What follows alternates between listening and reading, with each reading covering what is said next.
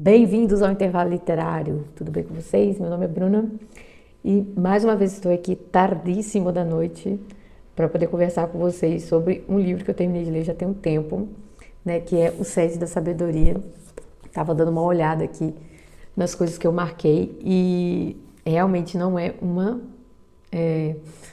resenha fácil de se fazer, né? Eu dei um pequeno resumo, assim, do que eu tinha, de uma das coisas, né, que eu tinha aprendido nesse livro, nos stories que eu fiz lá no Instagram. Mas esse livro aqui, ele foi enviado para mim, né, em parceria com a Eclésia, e eles me enviaram esse e o Maternidade Divina, que eu já fiz resenha aqui também no canal, porque quando eu descobri que eu estava grávida, né, me deu um estalo, assim, de estudar um pouco mais, né, sobre a encarnação, sobre Maria e tudo mais. E aí eles logo me mandaram esses livros.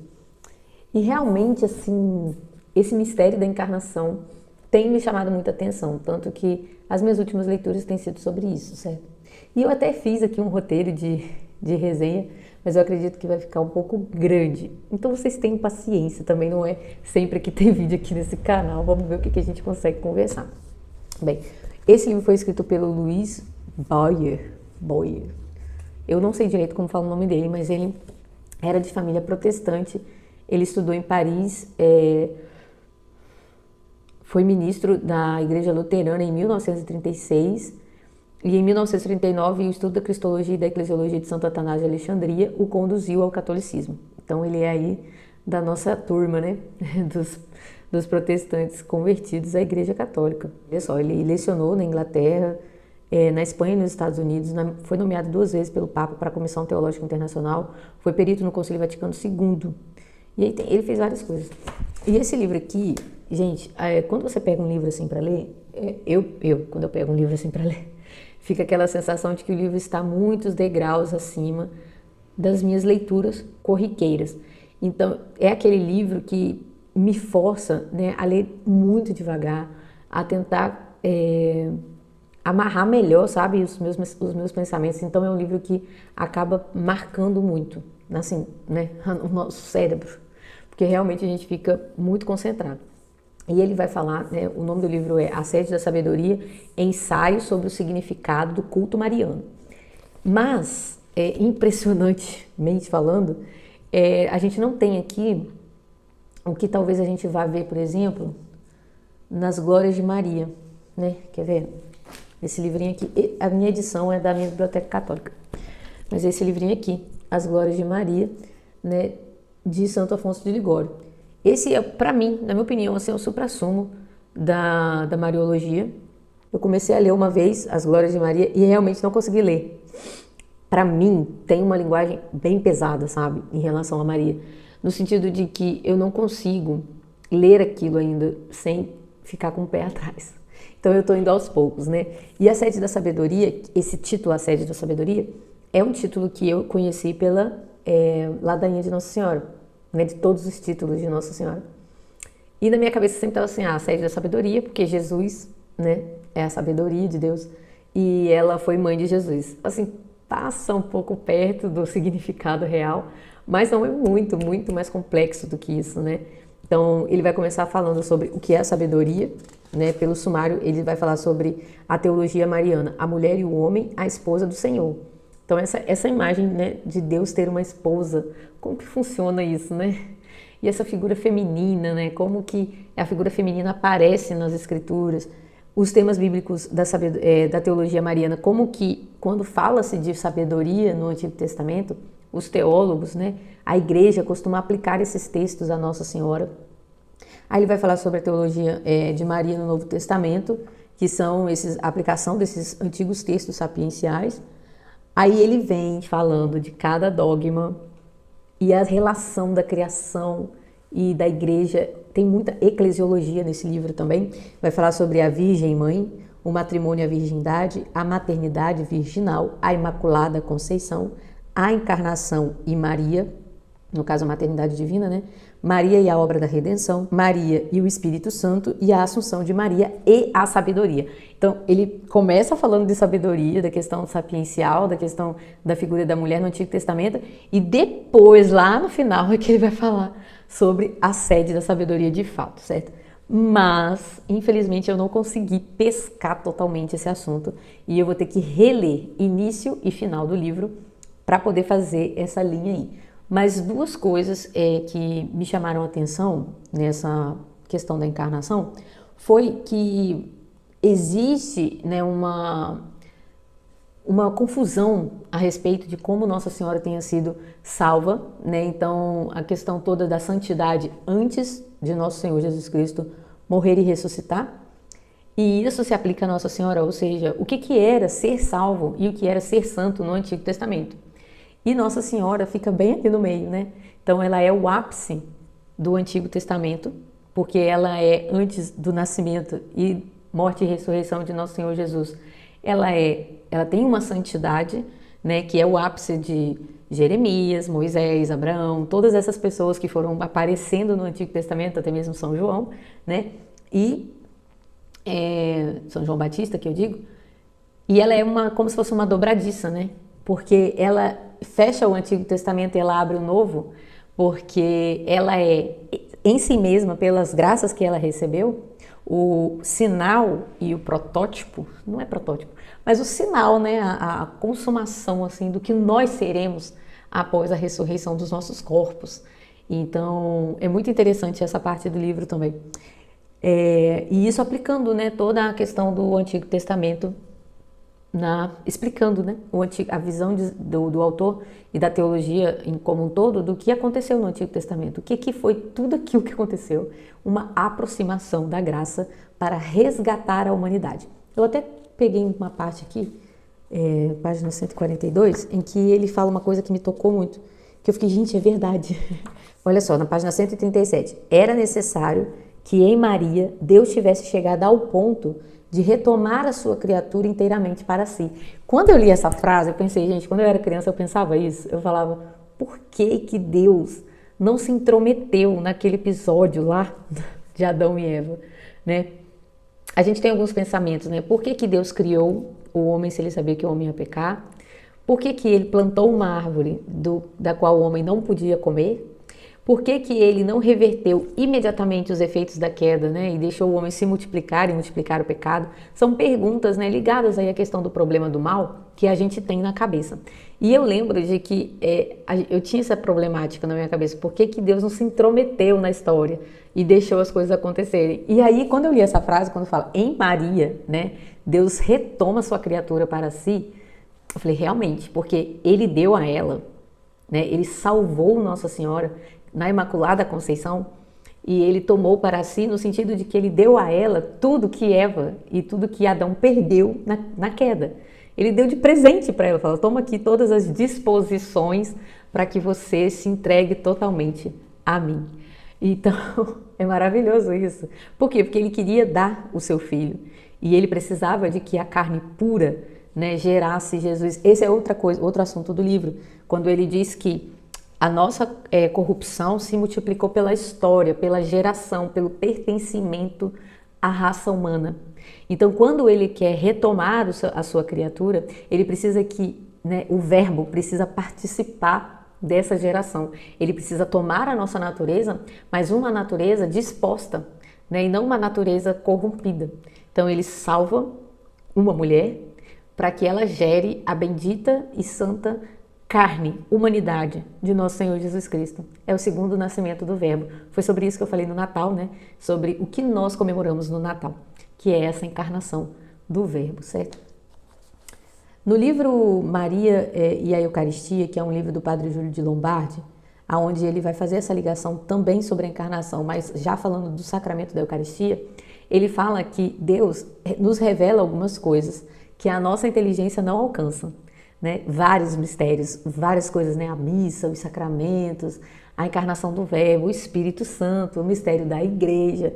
Então, várias coisas que a nossa inteligência não consegue abarcar por completo. Mas ele diz também que Deus cobre essas verdades com um véu, para que a gente consiga ver, sabe? Igual essa luz que está aqui na minha frente, né? É uma luz muito forte, mas ela está coberta por um véu. E eu consigo ver as irradiações dessa luz sem que ela fira os meus olhos. E eu consigo aproveitar dessas irradiações, né, para enxergar outras realidades. E é exatamente isso, né? Porque a encarnação é um mistério imenso. É uma verdade imensa, coberta por um mistério. E que a gente consegue olhar e ver as irradiações. Então, por exemplo, né, os sacramentos é uma irradiação da encarnação. Todos os dogmas marianos, né, são irradiações cristológicas.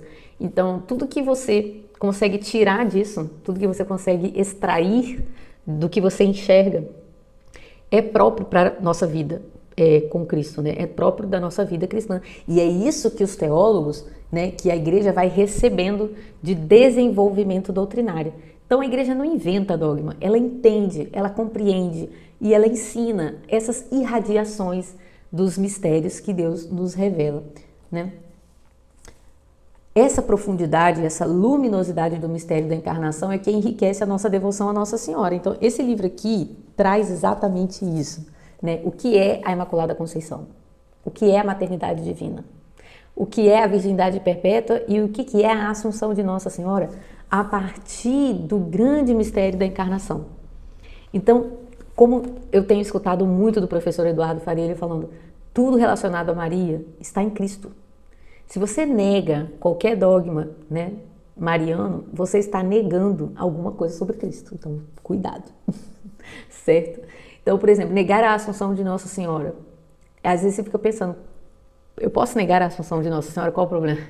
O problema é que ela é, de fato, a nossa esperança, no sentido de que você olha para Nossa Senhora e fala, gente, um dia eu vou ser assim.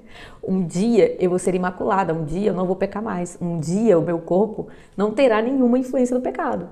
Então, não tem como você ficar negando as coisas, né? Nós, católicos, negarmos qualquer dogma mariano sem ferir a cristologia, certo? Outro assunto que eu quero tratar com vocês, e eu acho que vai dar para tratar com vocês, é que foi um que me marcou bastante, foi sobre o que é mais digno, né? A virgindade ou o matrimônio. Porque essas duas figuras aparecem quando a gente fala de eclesiologia, certo? Então a gente vê a virgindade fecunda de Nossa Senhora e a gente vê a imagem do noivo e da noiva, de Cristo e da igreja, certo? E aí a gente fica assim, uma vez lá no Telegram, surgiu essa discussão, né? O que é melhor, o que é mais santo, o que é mais palpável de santidade para os homens, para os cristãos? Casar-se ou manter-se, né, virgem consagrado? E dentro da igreja protestante, a virgindade consagrada é uma coisa... Nunca vi. Eu nunca vi. Eu sempre vi boas pessoas que não conseguiram, que não se casaram por algum motivo e que se mantiveram santas e castas por amor a Jesus Cristo. Mas nunca foi uma opção no sentido que a gente vê, né? Como minha cunhada, por exemplo, que ela é freira. Então, não é uma vocação que se trabalha muito assim dentro da igreja protestante que eu conheça. Não sei se vocês conhecem, né? Mas existem essas duas vocações fortíssimas dentro da igreja católica. Os dois são pregados, então se você é vocacionado ao matrimônio, você tem ali uma via de santidade. E se você é vocacionado à vida religiosa, ser padre, freira, monge, enfim, ou até mesmo só virgem consagrado mesmo, você pode ser. E também é muito, né? Vários santos foram virgens consagrados ou foram pessoas que se consagraram depois de convertidos. Então tá, a discussão era essa, né? O que era mais, né? O que é mais santificador, o que é mais honrado. E no capítulo 5, esse assunto vai ser muito tratado, né? O capítulo 5 é esse capítulo aqui, ó. O matrimônio e a virgindade à luz da maternidade virginal.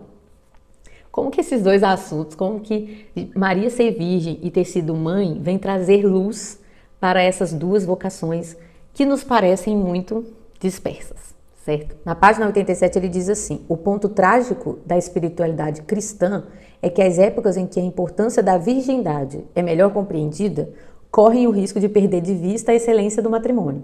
Inversamente, as épocas como a nossa, que o matrimônio é mais apreciado, se mostram pouco sensíveis ao valor da virgindade consagrada.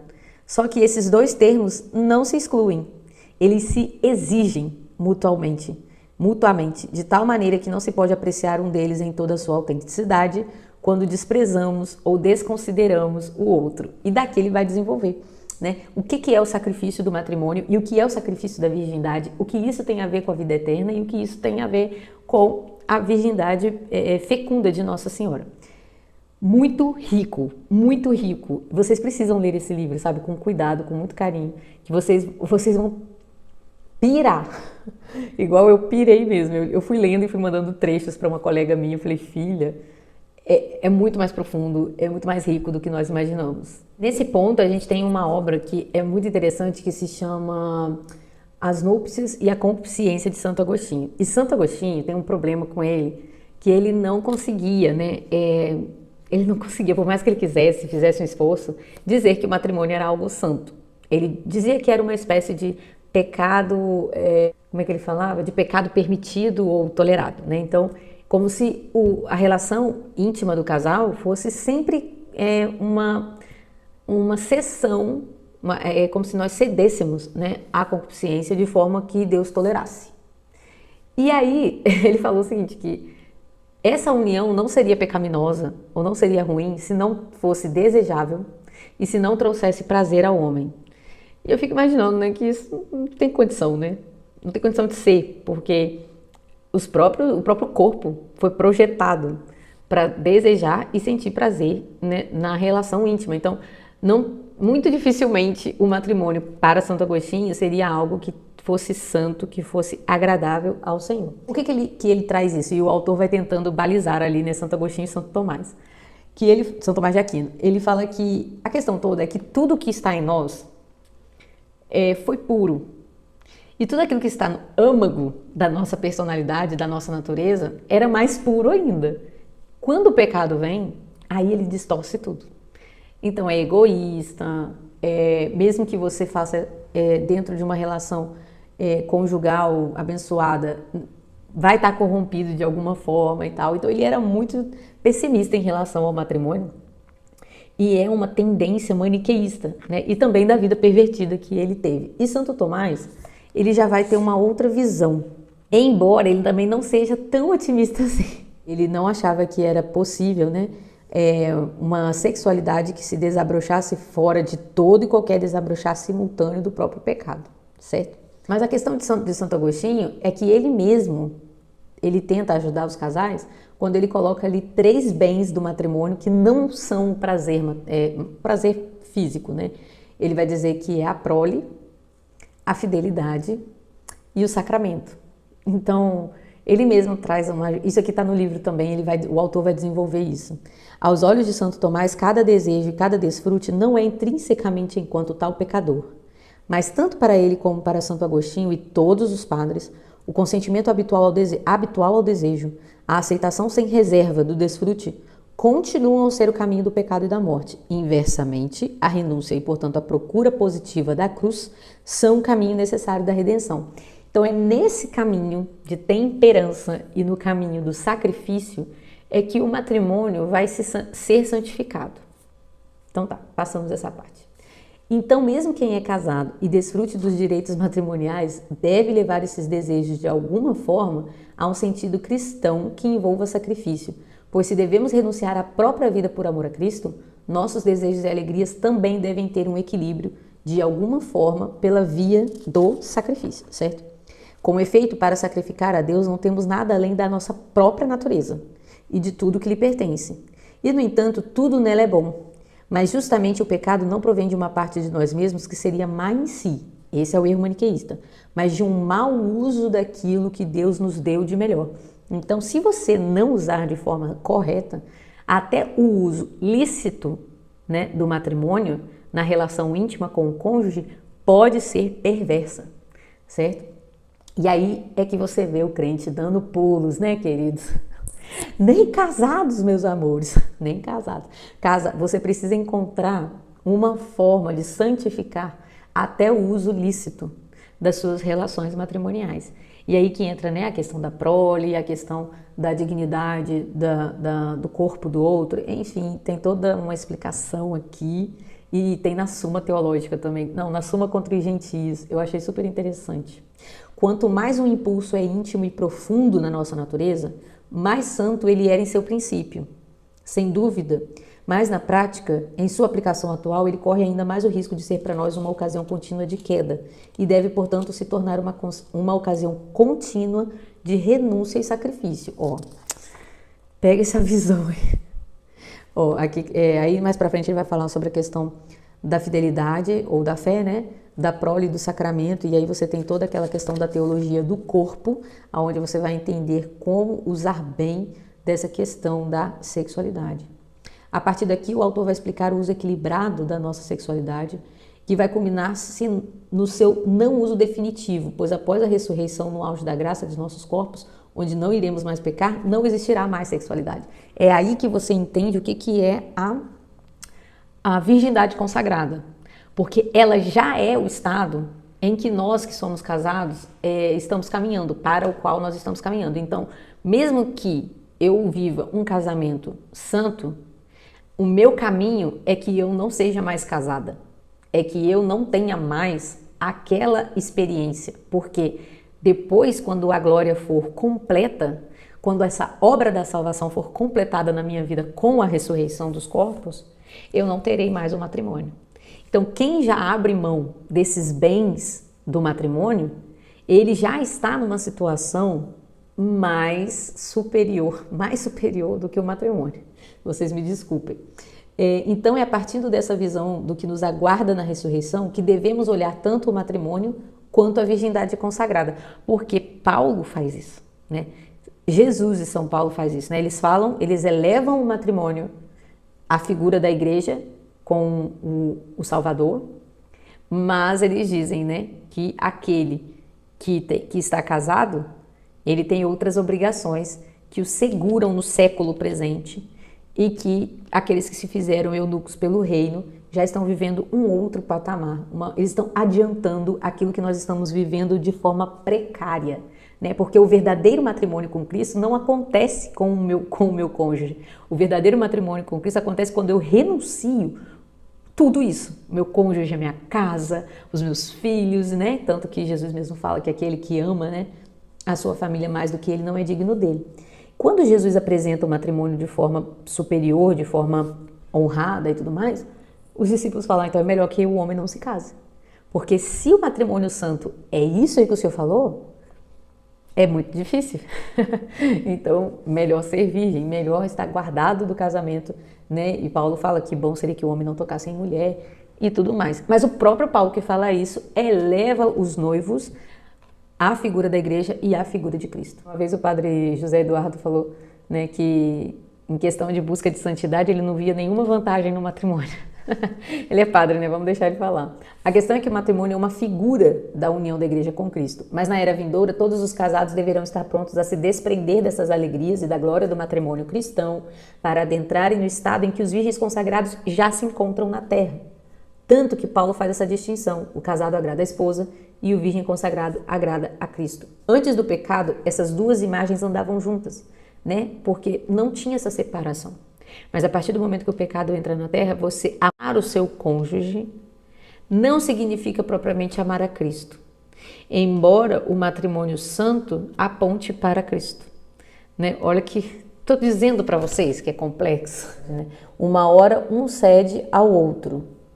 Uma hora ou outra, e muito mais rápido do que imaginamos, os deveres desse século em que estamos instalados pelos cuidados próprios do matrimônio e da família vão nos impedir de agradar apenas a Cristo, até porque seria considerado uma negligência. Então, por exemplo, se eu quiser viver como a minha cunhada vive, orando de 3 em 3 horas, fazendo a liturgia das horas, indo à missa todo dia e fazendo jejuns, penitências e tudo mais, eu não conseguiria dar à minha família aquilo que se espera de uma esposa, de uma mãe.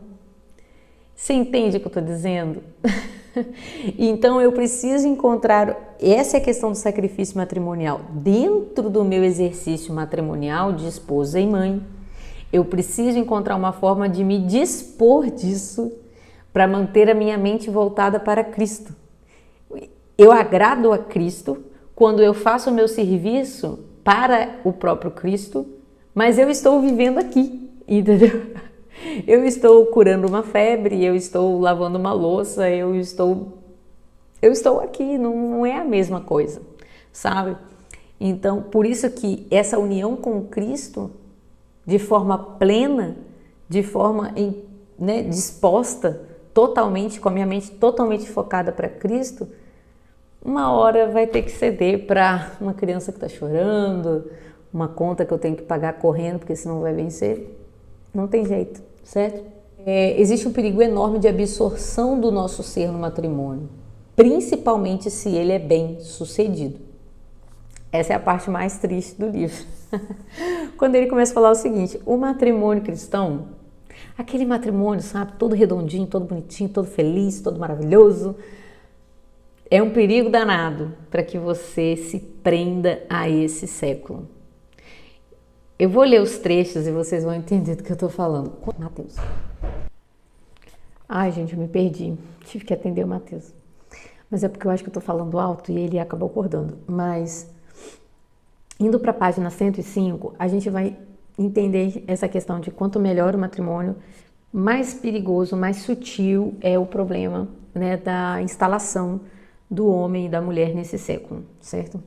Ele fala assim: no acabamento, neste complemento de dois entes, um pelo outro, de um no outro pela fidelidade, mais ainda em seu florescimento e na sua superação comum entre outros entes a quem esse amor criou, que é a prole, e sobretudo na experiência exaltante de que tudo isso é uma primeira realização no reino de Deus, que é o sacramento, há uma felicidade tão pura, uma satisfação tão elevada, que jamais pode haver perigo tão grande, nem tão insidioso, de dizer as palavras do Fausto. Aí ele vai falar que eu não sei falar desse jeito, mas a tradução é: para aí, tu és tão belo.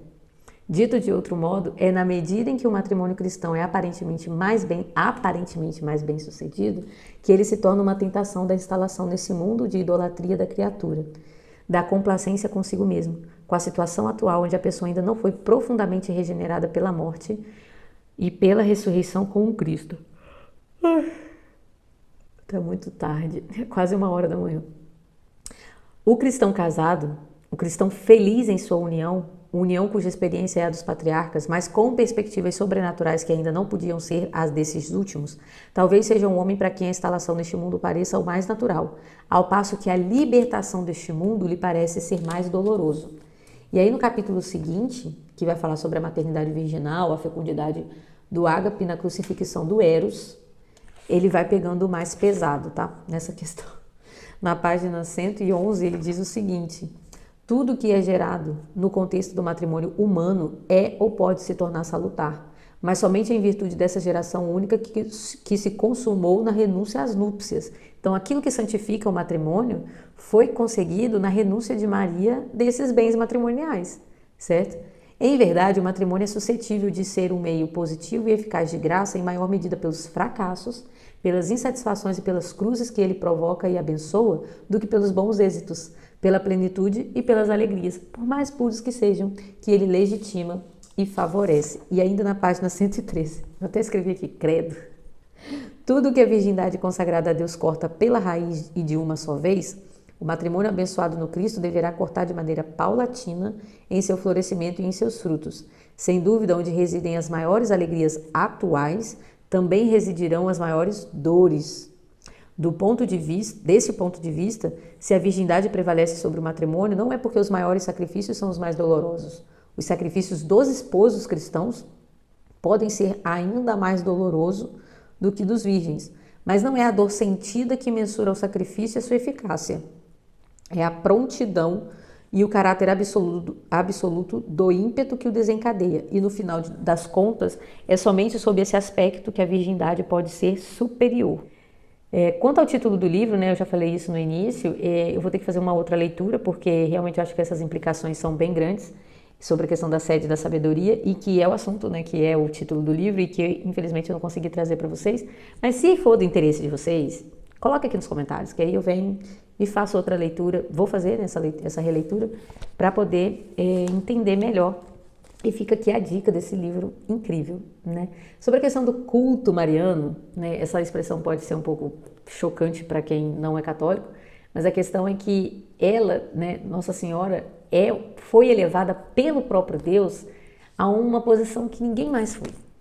Ela recebeu, ela foi composta de graça, ela foi feita de uma graça que ninguém mais foi, certo? Então, nosso amor e devoção, nossa admiração, todas as homenagens que nós prestamos a ela, vêm daquilo que o próprio Deus fez nela, certo? Então, leia esse livro e aí depois você me fala, né? A grandeza do que ela mesma fala, né? Grandes coisas me fez o Senhor. Então, grandes mesmo, coisas inimagináveis foram feitas, né? Desde a Imaculada Conceição até a Assunção de Nossa Senhora, certo? Ó, eu queria ter lido para vocês, depois eu leio, na Suma Teológica, que Santo Tomás vai falar sobre a diferença entre a fornicação e o matrimônio. Muito interessante. Depois eu faço um videozinho pequenininho lendo para vocês. Ó, outros livros que eu tenho aqui sobre Nossa Senhora, além do livro que me mandaram, vou colocar a capinha aqui porque eu esqueci de trazer o livro, foi Maria e a Eucaristia, né? Nossa Senhora e a Eucaristia. Eu tenho também da Eclésia, a Mãe do Salvador, que é do Garrigou Lagrange, que é um livro também que... eu recebi esse livro, mas esse livro não estava comigo, porque eu emprestei para minha sogra ler, mas eu vou fazer a leitura desse livro. Tem até aqui olha só, essas anotações de resenha, ou seja, eu vou continuar lendo esse livro, embora eu tenha a sensação, assim, depois eu digo para vocês, que esse livro é um degrau mais para baixo, que eu vou conseguir entender melhor o que está escrito aqui do que nesse outro, do Louis Boyer. E aí eu tenho também As Aparições de Nossa Senhora, que é da minha biblioteca católica. Eu tenho também sobre os ensinamentos da Sagrada Família, certo? Deixa eu colocar aqui embaixo. Tem esse aqui, que é uma coisa que eu comecei, é um livro que eu comecei a ler, que eu achei assim, eu preciso voltar a ler com um pouco mais de paciência, que é São Máximo Confessor. Ele escreve sobre a vida da Virgem. Eu queria entender esse livro, quando eu comecei a ler eu não entendi. E tem também Glórias de Maria, né, de São Gregório, de Santo Afonso de Ligório, que para mim é o último que eu vou ler, nessa pegada de Nossa Senhora. Porque eu acho que ele é o mais top dos tops, assim, me corrijam, né, se eu estiver errada. O que eu tô lendo agora, porque é um livro rápido, né, é A Igreja sob Ataque, 500 anos que dividiram a igreja e dispersaram um rebanho.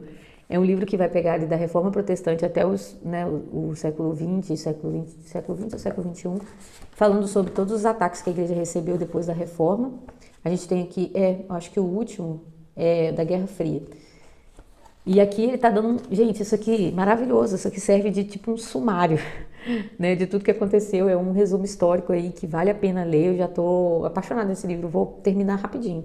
É da Eclésia, da Diane Mouxard, a Igreja sob Ataque. Muito bom também, comecei a ler, quero logo terminar.